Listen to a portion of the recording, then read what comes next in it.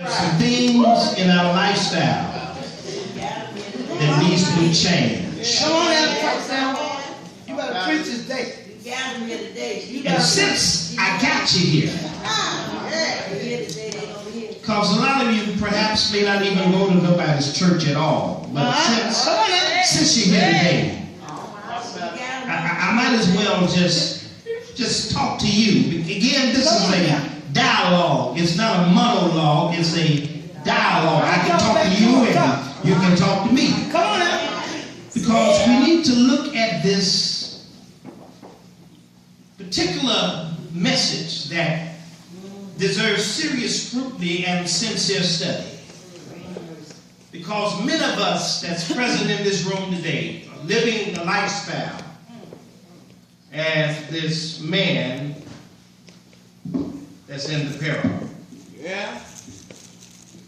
I've known a lot of people. I've known people that have many names that I can call, names that I cannot call. I mean, familiar names like Tay-Tay, Ray, Bookie, Dookie, Mookie, Tina, Marie, Charles. Simple names that have been given to people of our time. Now you have all types of names. You've got Christina Lena, you got Veronica, you got people by the name of names that you can't even announce. My grandson, I can't even announce his name. Many of you cannot even announce your grandchildren's name because you've given them a nickname. Because you can't even spell them or pronounce them. But the man that is in the text, Pastor Whitehead, is a man that Jesus gives a name to, not a big name, but a simple name. And the word tells us that Jesus called this man a fool. His name was simply a fool. And when I looked at this, it is amazing sometimes how spiritually dense and how worldly minded people can be. People who pretend that they have been born again. People who pretend that they have been washed in the blood of the Lamb.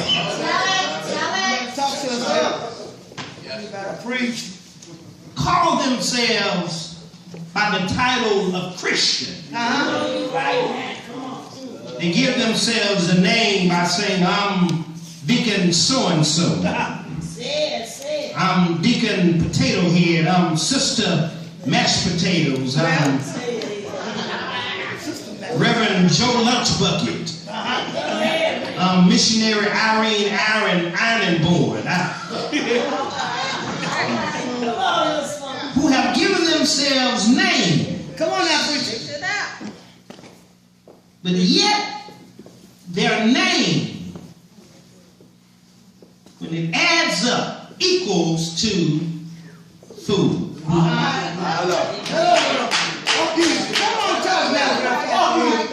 Jesus was teaching a parable. I just need about 10 minutes, and I promise you I'm going to do like Elizabeth Taylor did with her 8th husband. She didn't keep him too long.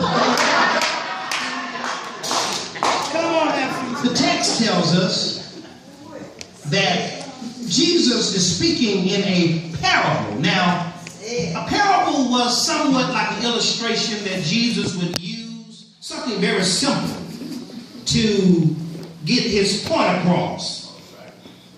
Many parables begin with a certain man or certain woman, certain place.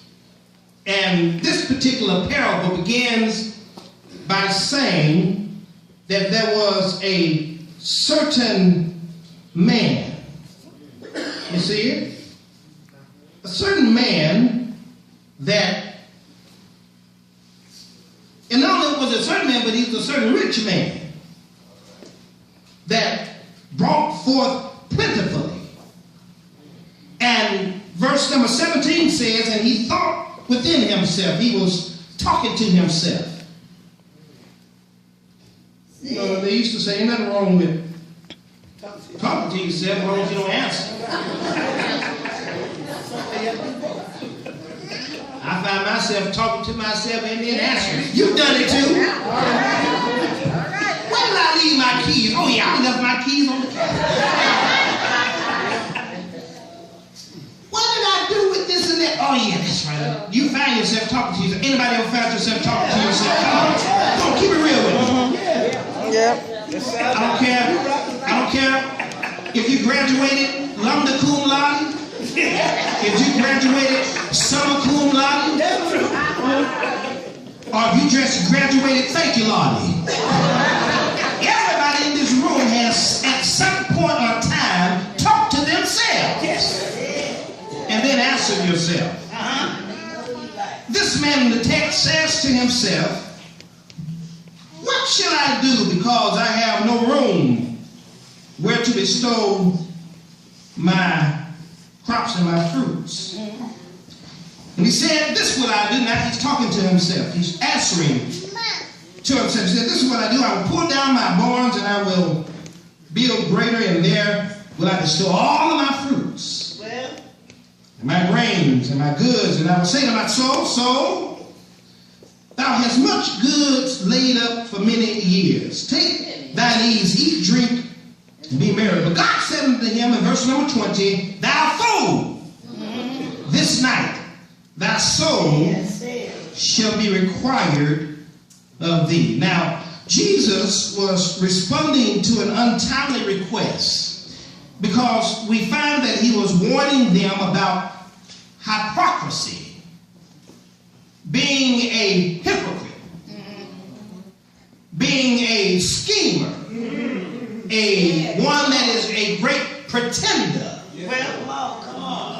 play actor, which we get this word hypocrite from, because when a person is in a play and when the curtains open, they appear as one thing, but then when the curtains close and reopen, they appear as another. And so we get this word play actor or hypocrite from this particular type of attitude. And so this man was a man that God called a fool, and what Jesus was doing in the text leading up to this parable, he was talking about the hypocrisy of the Pharisees. In Luke chapter 12, verses 1 through verse number 3. And he's teaching them about the fear of God. He's instructing them on the need to confess him before men. And then when one from the crowd makes a request, he wants Jesus to resolve a family dispute. That's in Luke chapter 12, verse number 13. Look what it says. And one of the company said unto him, Master, speak to my brother, that he would divide the inheritance with me. So what happens here is that he wants Jesus to resolve a family dispute over an inheritance. Whether that inheritance was silver or gold, whatever it may have been, Jesus was the answer to the dilemma. And this man, family representative, comes to Jesus and says, I need for you to do something about this that's going on with my family, because my family is rich. My family has a lot of wealth. And so Jesus goes into this parable. Again, he uses a simple story to give a simple message. And that's what I want to do today. I want to be deep but yet shallow. I want to be deep enough for scholars to dive into this text and never reach the bottom. But yet I want to be shallow enough for babes to swim in it and never drown. Because many of you are shallow Christians. You haven't been saved a long time. Many of you don't know a whole lot about exegeting and eisegeting. I don't have to be very deep, but I want to get shallow. I want to make sure that everyone that's present in this room today understands what Jesus is trying to say in this particular parable. So he goes into this parable. He goes into this response that comes from this request from the one that was in the crowd. Okay? So he uses this parable of the rich fool. A parable is summarized. A rich man is richly blessed with large crops, and he considers his situation. He makes plans to build greater barns and store his crops, and he plans to retire one day to enjoy the fruits of his labors. And God tells him in verse number 20 that that's somebody that I would call a fool. Now, we cannot argue the fact that this man did not have a good plan. Yeah, he had a good plan. That's a good, wise decision, that you don't spend every dime that you have. Okay. Do you know some of the most foolish folk are folk that's rich? Right. You know folk that got a lot of money. Yeah. But yet they're fools. Yes. There's a whole lot of rich folk that's called rich fools. There's a whole lot of educated folk that we call educated fools. Come on, talk to me a little while. Yeah. I don't know, you may be sitting one to next to one today. I don't know.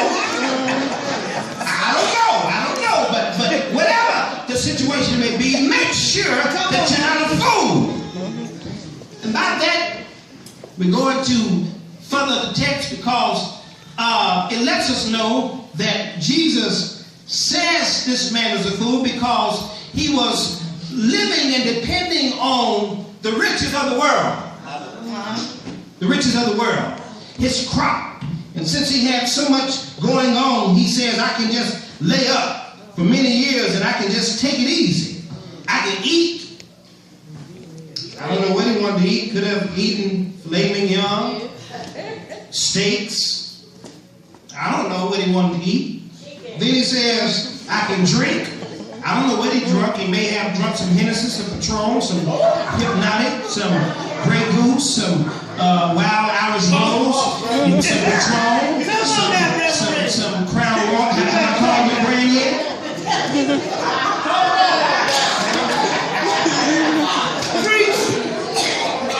Maybe wanted some Ciroc. I don't know what he wanted to drink. You got a name on it.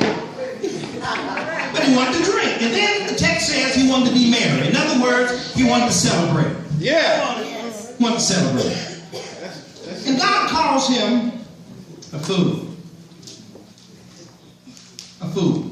Come on, brother. Fool this night. Not tomorrow, but this night thy soul shall be required of thee. He says, fool, you got plenty of food in your pantry, but your soul is naked. That's right. Fool, you got plenty of clothes on your back, but your soul is barren. Fool, you got plenty of water in your pantry, but your soul is thirsty. Yes, come on. Fool, you got much bread on the table, but your soul is still hungry. He says unto him, thou fool, this night thy soul is required of thee. I don't know who you are today. I don't know what your situation may be. But your materialistic things cannot get you into heaven. Look at someone and tell them, your money can't buy you into heaven. Now your money may buy you a good time, but it can't buy you into heaven. Money can't buy you love, but it can buy you a good time. A lot of folk understood that on Valentine's Day. Many people went out and spent thousands of dollars on a person that they think loved them. Say that and mean that. You better preach today. Thy fool, this night thy soul shall be required of thee. I don't have to wait till one time of the week. Tell my wife that I love her.